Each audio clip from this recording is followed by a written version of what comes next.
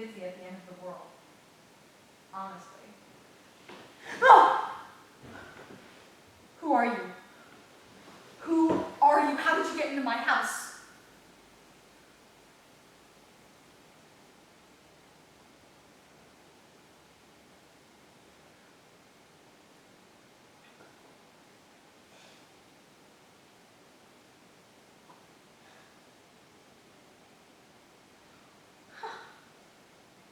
I've lost it. I finally cracked. I am seeing things. I haven't seen people in a long time. I probably shouldn't indulge this.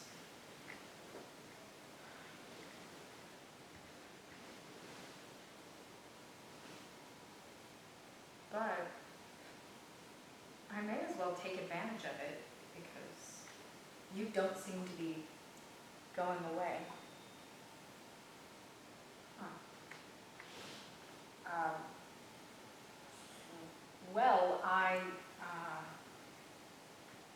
do I talk to people anymore? Well, I tried to call my mom and my sister Sam, but they were both busy. Mom's practice has gotten busier, it seems, which makes sense considering what I'm experiencing right now. Sam is still living at the hospital, not that she can leave. Yeah, when this got really bad, they told her it would be too dangerous both for people on the outside, but also the patients on the inside.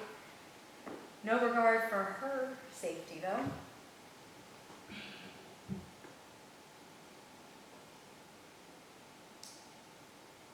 The news reported another 300 dead this morning. I can't believe Sam's even still alive at this point. Not that I'm complaining. Oh, who am I kidding? There's no God. If there was, this wouldn't be happening. Well, actually, I guess there were plagues in the Bible, but this feels kind of different.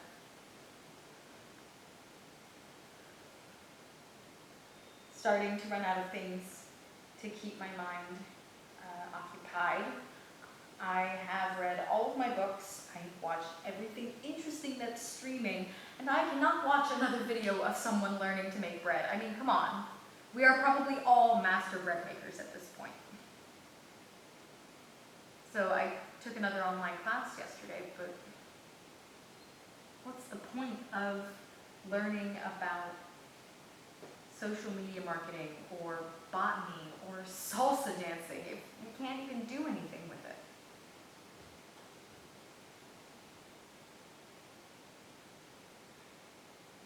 It's getting harder not to just walk outside and let it take me.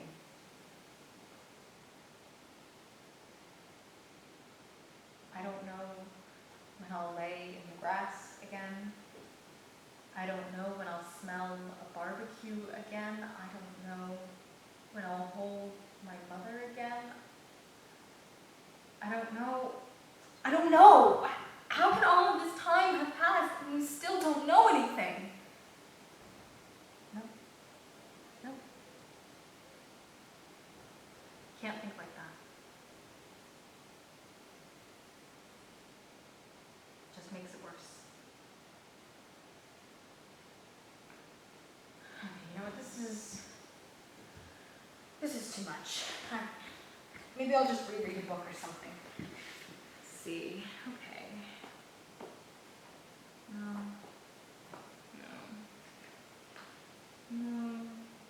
Hey, what's this? I don't recognize it. Have I read this?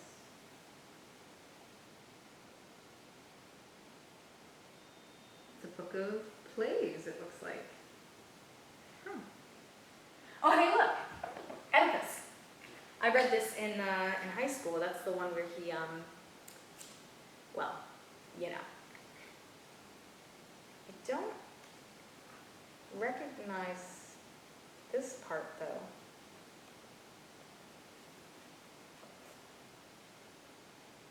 oracle of Zeus, coming from Pytho, steeped in gold to radiant Thebes. What do you mean by this welcome message? I am prostrate with dread, my fearful heart beating.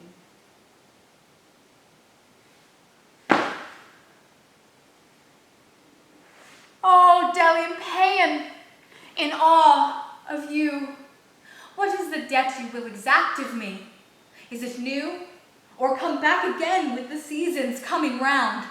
Answer me, oh child of golden hope, immortal voice, calling first on you, immortal Athena, daughter of Zeus, and on your sister Artemis, our land's guardian, throned in glory in the marketplace, and on Apollo, who strikes from afar. Appear to me now, O triple averters of doom! If ever before, when you put the pain of flame to flight, come to us now! Ah!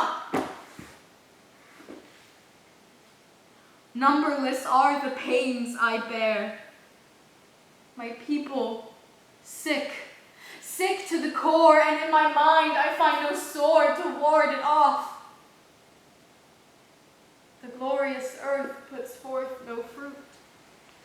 The pangs of women do not end in birth. You may see now one, now another, like a bird on the wing, faster than resistless fire, speed off to the shore of the western god. The city, perishing, loses count of her dead. Her sons, unpitied, no one to lament them, strew the ground to breed, yet still more death. Young wives and gray-haired mothers huddle at the altars, groaning, crying to be freed of pain. The paean blazes to the sounds of voices keening. Oh! Against all this, golden daughter of Zeus, send us protection. And may savage Ares, armed with no armor but with cries clashing around me and charging, scorching me, turn in retreat and run far from my country, sped on the breeze to the great chamber of Amphitrite, or to the waves of Thrace which brook no anchoring. For what the night fails to kill falls by his hand next day. Him, O Father Zeus, master of fiery lightning, destroy with your thunderbolt! How gladly would I see from your bow strung with gold, Lycian lord, an arrow invincible in our defense, and the fiery torches of Artemis with which she scours the mountains of Lycia. And I call on the god who binds his hair in gold and gives name to our land, Bacchus, to whom they cry, why, when wreathed in clusters, he leads the Maenads. Come, ablaze with fiery torches of pine, against the god who has no honor among the gods!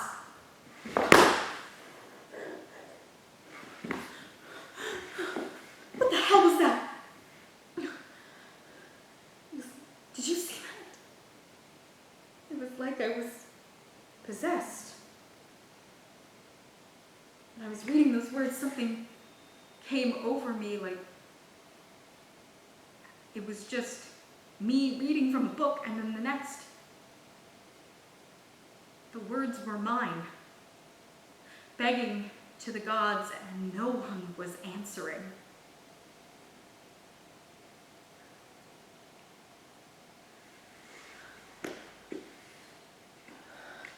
Those cries felt familiar. My neighbors, me. It was like reliving the first few months of all of this, but on a much larger scale.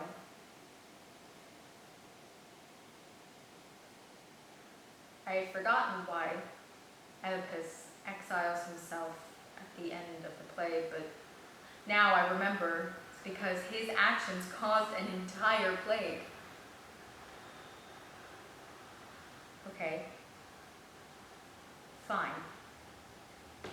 What did we do? What was our sin?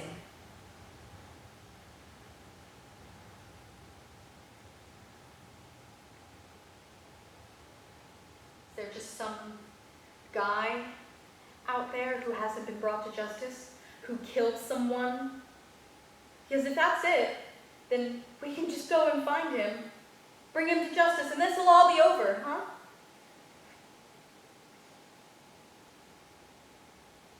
Did this make people feel better? Did this make them feel like they had some kind of control? Did it inspire them to be better people? How did they even survive this? This was performed during a plague in Athens. How are they even still going to performances? We haven't been able to do anything in years.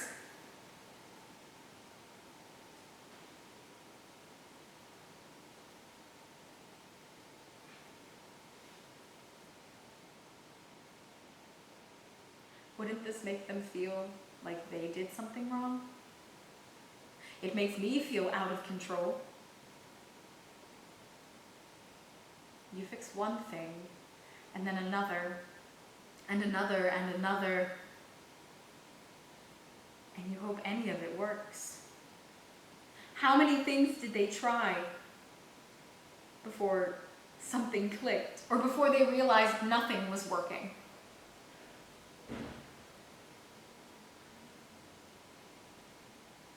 Aren't most plagues just about hygiene problems?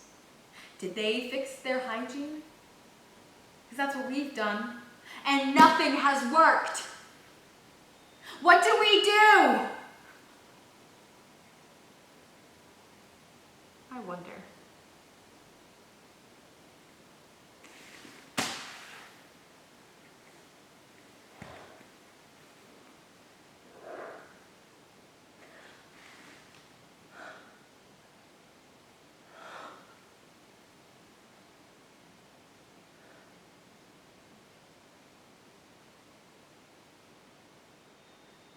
But it's you I'm entreating now. You I ask to bury the woman who's in there, however you see fit. Take care rightly of your own kin. Never be forced to shelter me in life, but let me roam the mountains, the one they call my own, Citharon, which my parents made a living tomb for me, so that I may finally die by the hands of those who meant to kill me. And yet, this much I know. Sickness couldn't have killed me then, or anything. I would not have been able to escape death except to meet with some great evil. But let fate proceed. Let fate proceed however it will take me. As for my children, Creon, you needn't worry about my sons. They're men. They'll never lack the means for life wherever they may be. But my pair of girls, unhappy, pitiful, who never dined at a table set apart from mine but had their share of everything I touched, them you must care for. And most importantly, let me touch them. Come, my Lord, as you are nobly born, let me lament for my sorrows. If I held them, I'd seem to have them as I did when I could see.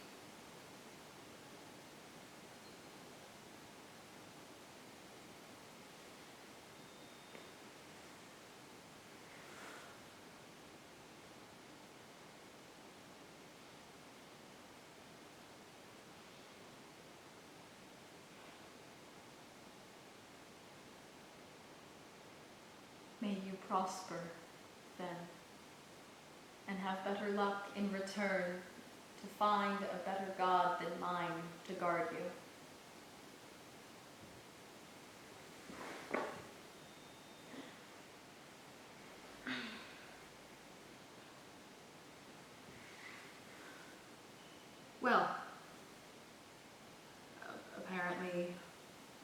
one way to solve your problems is to gouge your eyes out and roam the mountains. I don't think that that is something I want to do. Being in that world,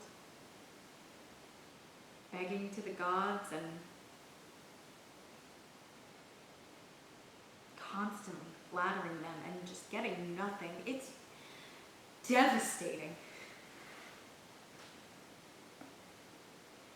And on the other side, as Oedipus, you know you have a greater responsibility to the world. And you watch daily tragedy and you feel trapped. But taking that action, knowing that you can do something, it's like a release. Suffering so that other people don't have to suffer. It's noble, in a way. He could have just as easily not exiled himself and pretended that he'd never known. Could he, though? After learning that his entire life was made up of a mistake that he'd made years before. Even worse, a mistake that his parents made when he was a baby. No. You can't pretend after that.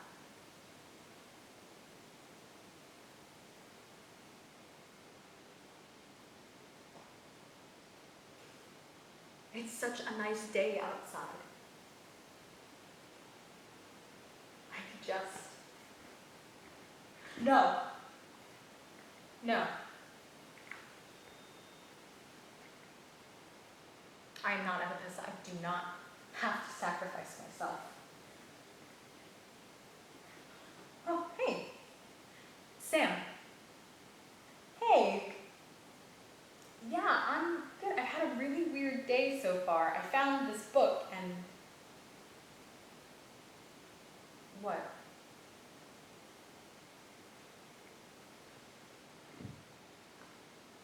What's up?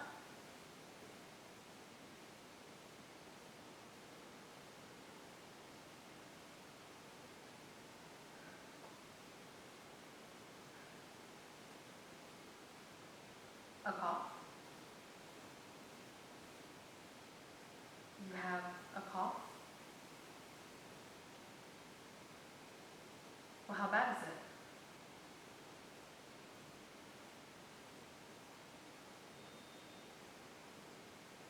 Okay. So it's fine. Right. When will you know?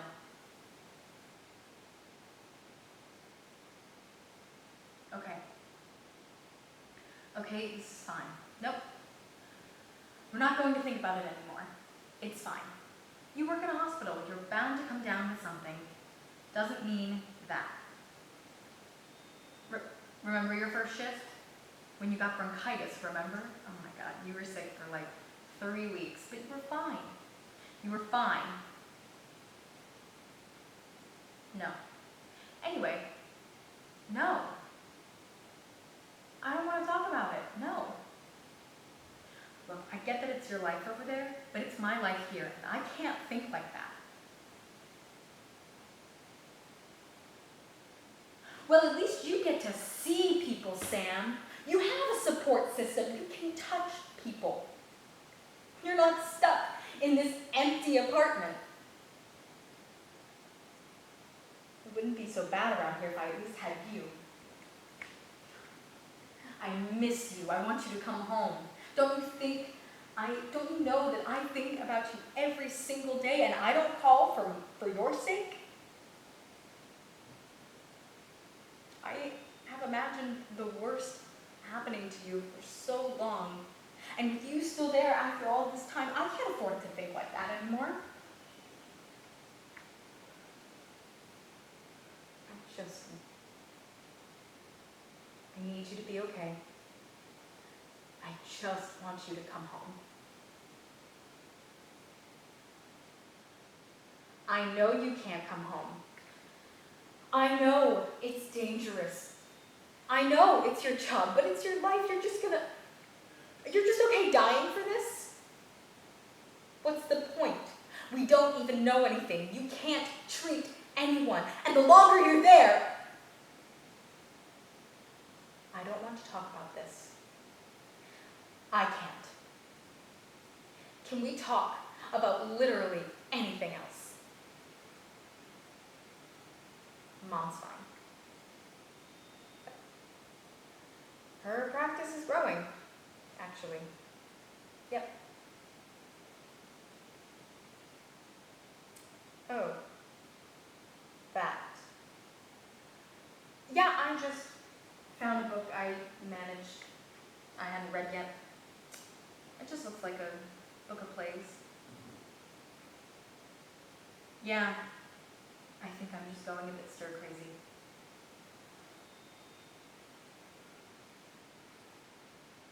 Hey, did I send you that cat video where he jumps over the toilet paper pile and then the other one?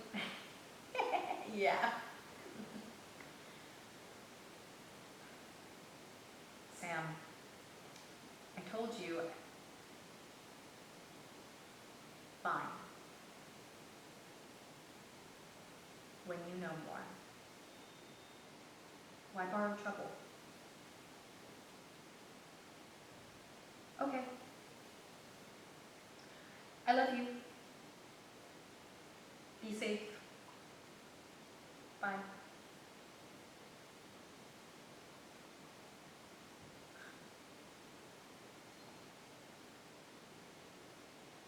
She's being tested. I could lose her.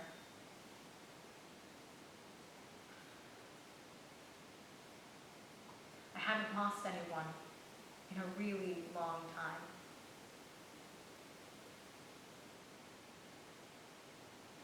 Sam has always been my champion, my rock. She was there for every recital, every breakup, every accomplishment and rejection. She taught me how to drive because Mom's anxiety was too high for me to go behind the wheel with her. I've just spent this whole time believing that she's going to come home, hoping that she's going to come home. And now, knowing that I may actually never see her again, hold her again.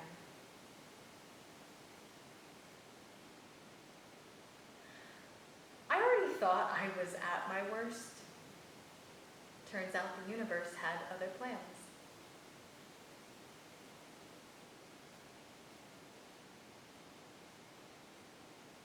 What else you got?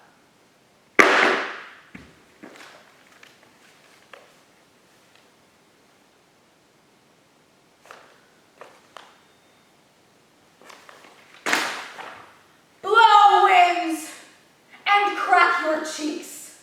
Rage, blow.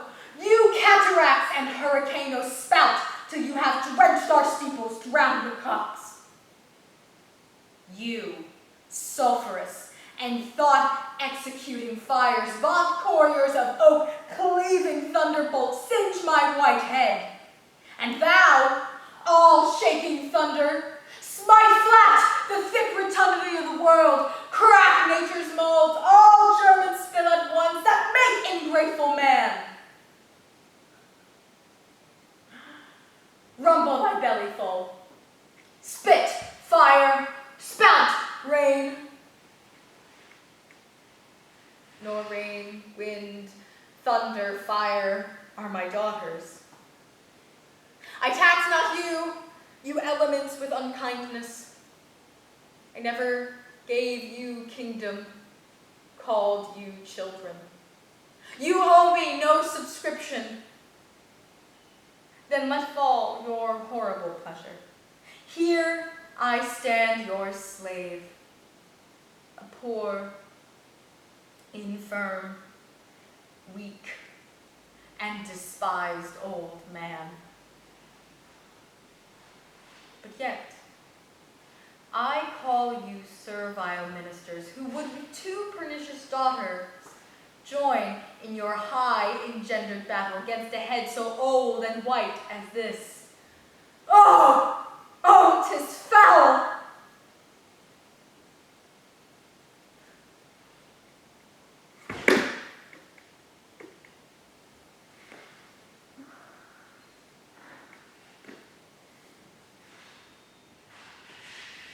Let me alone. Wilt break my heart?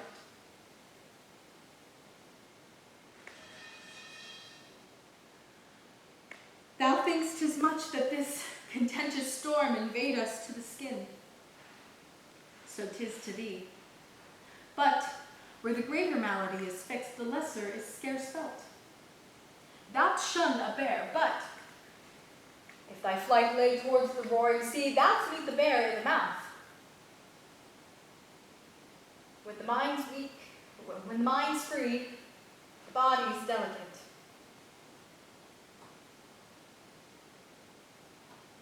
This tempest in my mind doth from all my senses take all feeling else, save what beats there.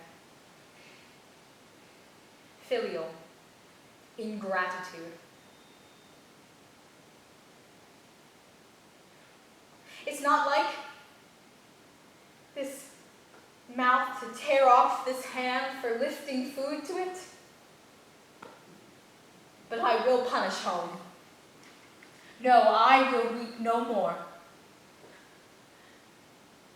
In such a night as this, to shut me out. Pour on! I will endure! In such a night as this.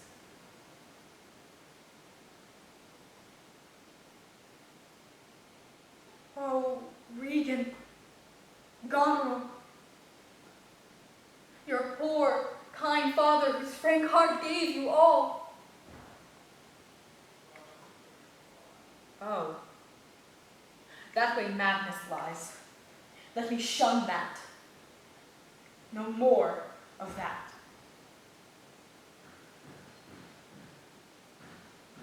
Prithee, go in thyself. Seek thine own ease. This tempest will not give me leave to ponder on thoughts would hurt me more. But I'll go in. Nay, get thee in. I'll pray and then I'll sleep.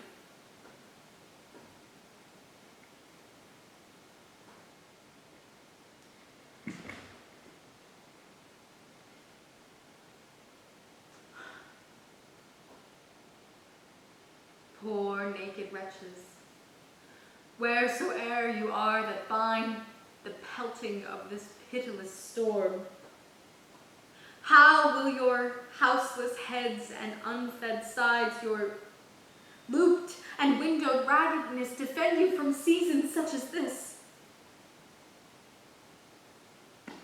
Oh, I have ta'en too little care of this.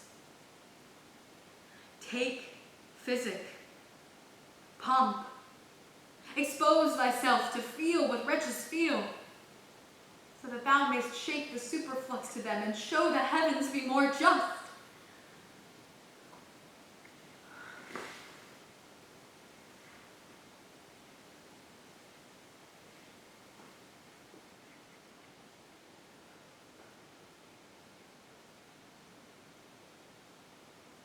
Where have I been?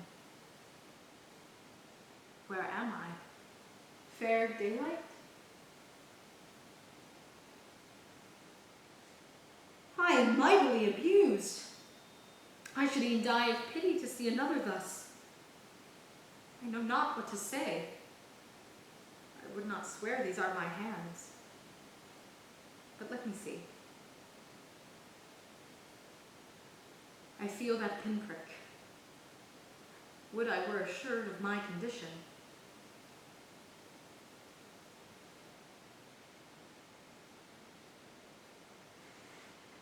Pray, do not mock me. I am a very foolish and fond old man, 80 and upwards, not an hour more nor less. And to deal plainly, I fear I am not in my perfect mind. Methinks I should know you and know this man, yet I am doubtful, for I am mainly ignorant of what place this is, and all the skill I have remembers not these garments, nor I know not where I lodged last night. Do not laugh at me.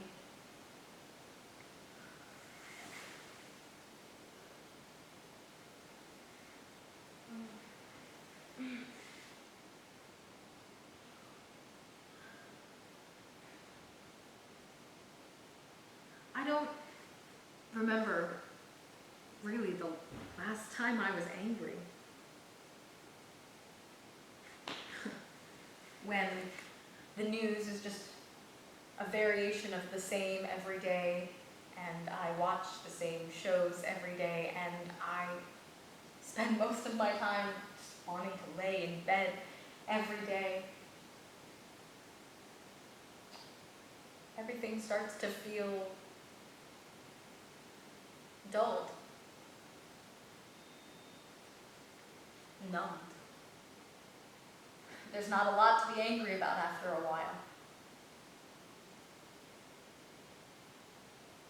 But today, that possession was the most I've ever felt. And it felt amazing to just scream at the world for all of its unfairness. To shout at this never-ending shitstorm to just keep going because I can take it! I will take it!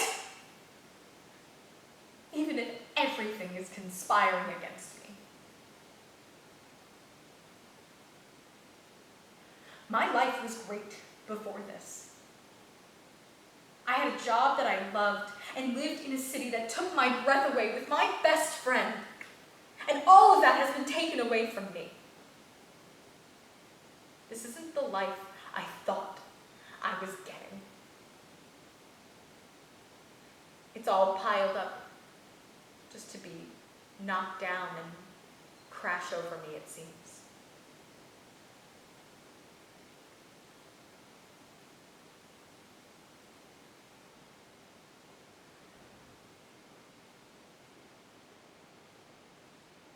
I know things don't end well for Lear and his daughters, but I can't help but think that there is some credence to his maddened logic about pain. You become so focused on the one thing that is hurting you that nothing else can even touch you. Nothing else matters. Because nothing else will ever hurt as much as what's hurting right now.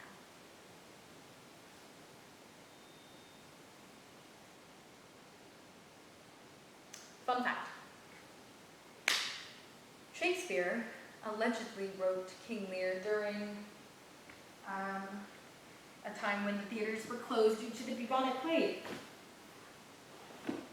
I learned that early on, and I tried to pick up a couple of hobbies or skills, but never really felt the motivation to continue them because there just didn't seem to be an end in sight to any of this.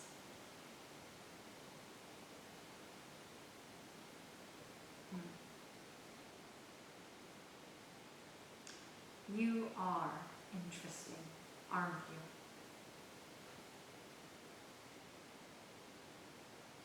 What is it about you that keeps drawing me back?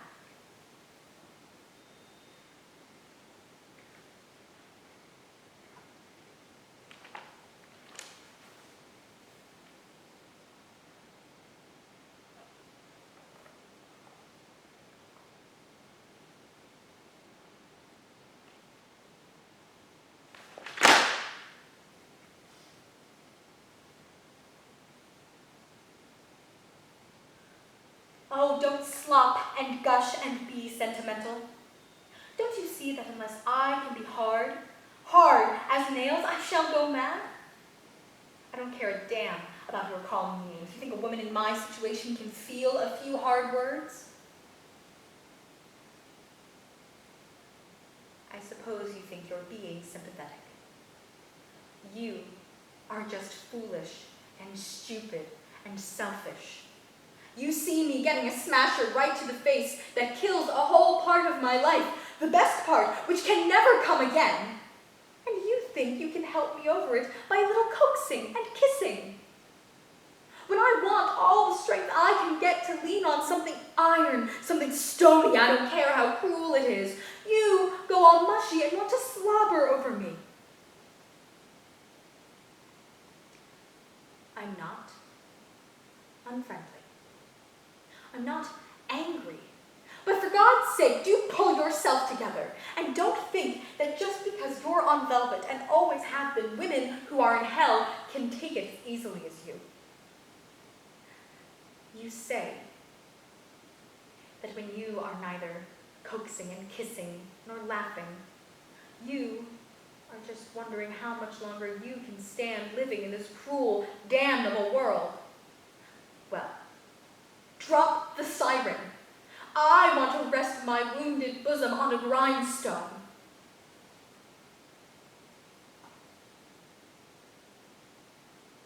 That's better. You really do have a trick of falling in with everyone's mood. But you don't understand. Because you are not the sort of woman for whom there is only one man and only one chance. I'll get over it. My house isn't ruined. Of course I shall get over it. You don't suppose I'm going to sit down and die of a broken heart, I suppose. Or be an old maid living on a pittance from the Sick and Indigent Roomkeepers Association. But my heart is broken all the same. What I mean by that is that I know that what has happened to me will never happen to me again. In this world, there are a lot of men of whom one is just the same as another. Well, if I can't have love, that's no reason I should have poverty.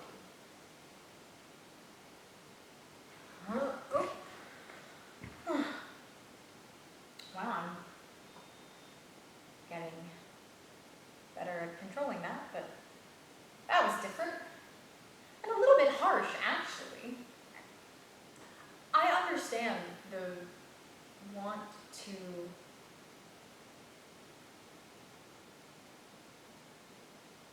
detach from your own feelings because it makes it easier to deal with life that way, but I have spent the last several months trying not to be too sentimental or too precious about anything because it just seems so futile. And not that it worked, but it has now made the possibility of someone dying in my life much more difficult to deal with.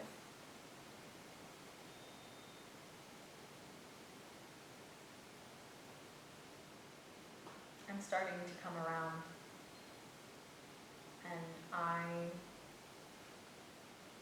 am realizing that I can't make up now for the time that I pretended like this wasn't hurting me. I would much rather engage with my feelings and be hurt than be resilient and stony. And I think Ellie's reactions to Mrs. Hushabye were unreasonable. That being said, Ellie and I do have very different lives.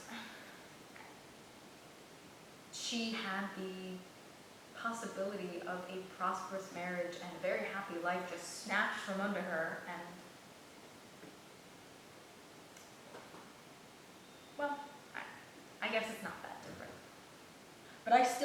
be that way. I don't want to treat my loved ones as though they're disposable. I guess there's something to be said for being able to move on swiftly from one person to the next. But she even says that that's not an option for everyone. And kind of includes herself in that, and then just goes to do it anyway. I don't understand.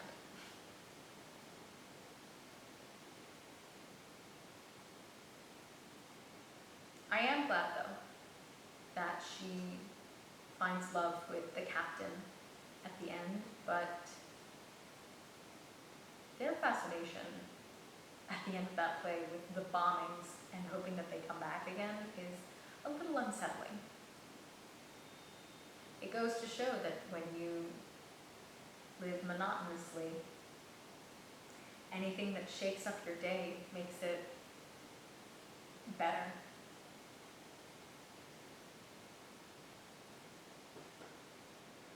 Is there anything happier in this book? Because I could really use it. Let's see.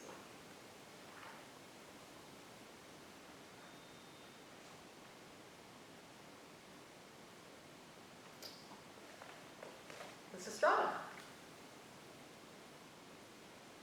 As the Peloponnesian War rages on, the women of Athens and Sparta become tired of not having their men at home. An Athenian woman decides to do something, and Lysistrata encourages the other women to start a sex strike. Amazing. Amazing. Gotta read this one.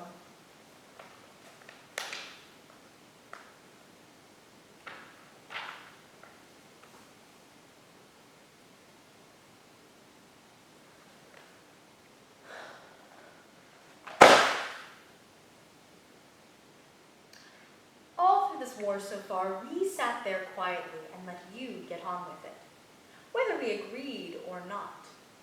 Day after day after day, whatever you chose to do, we were loyal wives. We didn't say a word. You went out in the morning, sat with your man friends at assembly, making big decisions. Not good, just big.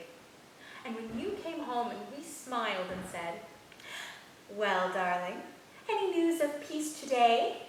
And you snarled and said, "What's that to you? That's man talk." We left it alone, as good wives should. Day after day after day, whatever stupid news came back from the assembly. I did once ask, "Is that entirely sensible?" And he said, "Back to your weaving unless you want to leave war to those who understand it. Men." What a way to run a country. Can't you hear them in the streets? It's bad out there. We're running out of manpower. Dear, oh dear. The solution's obvious. Woman power. And there's no time to waste. That's why we're here. It's your turn to listen and ours to talk. Peace may just be women's business after all. It won't be hard, as long as they're ready to shake hands instead of going for one another's throats. But we'll soon see. Bring reconciliation. Handle them gently, like ladies, not rudely, roughly, like our husbands do. That's right, take them by the hands.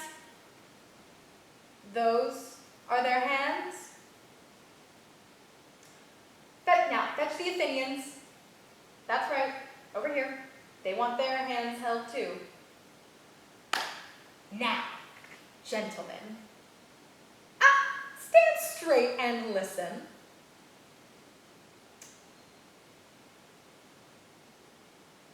I may be a woman, but I'm not a fool. my father, my elders. I've listened to them all, and I know what I think. It's this. You ought to be ashamed of yourselves, all of you. We're all Greek here. One family, Thermopylae, Delphi, the Olympic Games. I could go on. One heritage, the same for all. And still, with the enemy all but at the gate, Greek turns on Greek. You're like mice, squabbling while the cat sits waiting. Point number 1. Sparta first. Do you remember that revolt just after the earthquake not so long ago? The Messenian business? The trouble you were in? What was that ambassador's name you sent up here for help? Pericleides. Bright red cloak, white face, begging for soldiers. And out we marched, Cimon, 4,000 men, saved Sparta and marched right back again. We did that for you. And what do you do for us? You plunder us. You invade us. Make war on family. Athenians next. You're just as bad. Have you forgotten Hippias? How he tried to sweep away democracy with a gang of thugs from Thessaly? Do you remember how the Spartans rode in with a rattle of shields, a storm of spears all over in a morning, rule of law preserved? That's what Sparta did. Think about it. If it weren't for Sparta, what would you be now? Not free men, not democrats, but slaves. We're friends. We're family. We owe each other.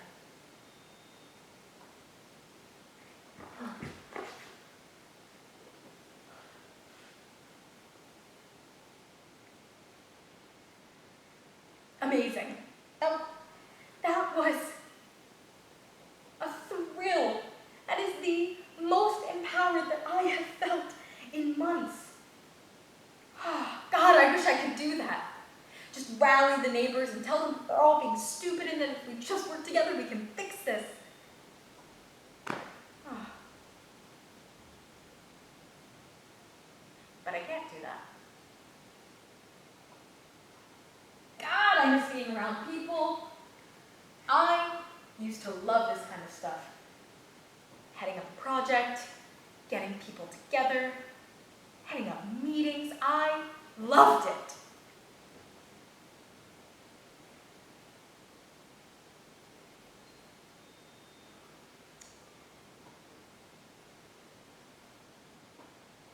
And I totally get now her frustration with everyone. The inability to get people to come together for change is inconvenient. Change is inconvenient.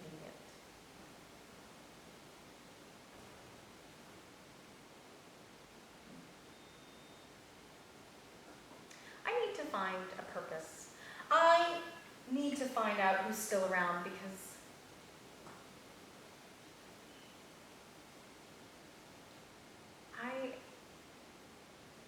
I've just let myself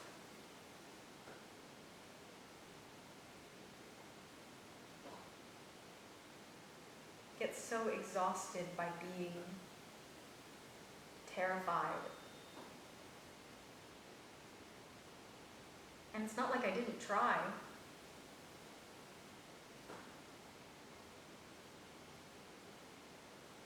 But if these plays have taught me anything, it's that no one is alone in their suffering, especially with this. Sure, not everyone makes it, but isn't that all the more reason to keep trying?